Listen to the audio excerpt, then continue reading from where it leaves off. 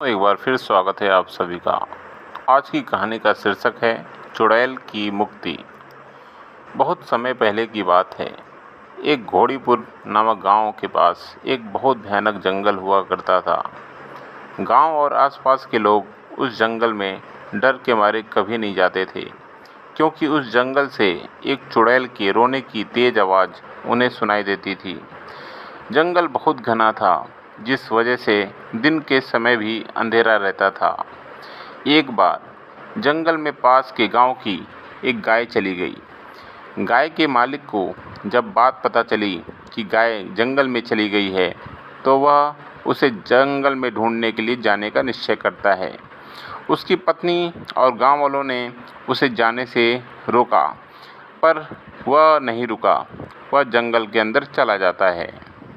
जंगल के अंदर जाने पर उसे किसी औरत के रोने की आवाज़ सुनाई देती है। वह आदमी समझ गया कि यह शायद चुड़ैली है जो रो रही है। वह आदमी आगे बढ़ जाता है। थोड़ा आगे जाने पर उसे अपनी गाय दिखाई देती है, जो एक छोटे से कुएं के पास घास चर रही होती है। आदमी दौड़कर अपने गाय के पास पहुंचा। तभी उसे कुएं से चुड़ैल के रोने की आवाज़ सुनाई देती है। चुड़ैल उसे मदद के लिए पुकार रही होती है। आदमी बहुत ही साहसी था। वह कुएं के पास जाता है और देखता है कि एक भयानक चेहरे वाली चुड़ैल रस्सी से बंधी हुई है। आदमी को देख चुड़ैल बोली, हे मनुष्य, मेरी मदद करो, मुझे इस कुएं से निकालो। चुड़ैल की बात सुन आदमी पूछता है कि तुम्हें किसने बांधा है? तुम्हारे पास तो शक्ति है, तुम उड़ के निकल सकती हो।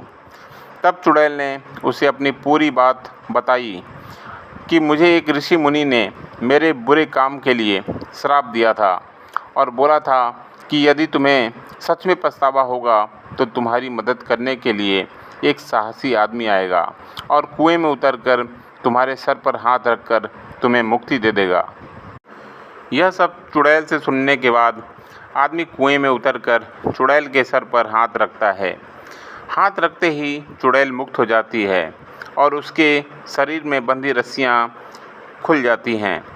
अब वह आदमी को भी बाहर निकाल देती है और कहती है, हे मानव, तुमने मेरी मदद कर मुझे नया जीवन दान दिया है। अब मैं कभी भी बुरा काम नहीं करूँगी। मैं तुमसे खुश होकर एक सोने की थाली देती हूँ। यह थाली तुम्हें भोजन की कभी भी कमी नहीं होने देगा। सोने की थाली देकर चुड़ैल हवा में उड़ जाती है। अब आदमी खुशी खुशी जंगल से गाय लेकर अपने घर को चला जाता है। उस दिन के बाद से जंगल का आतंक ख़त्म हो जाता है और सभी जंगल में आने जाने लगते हैं।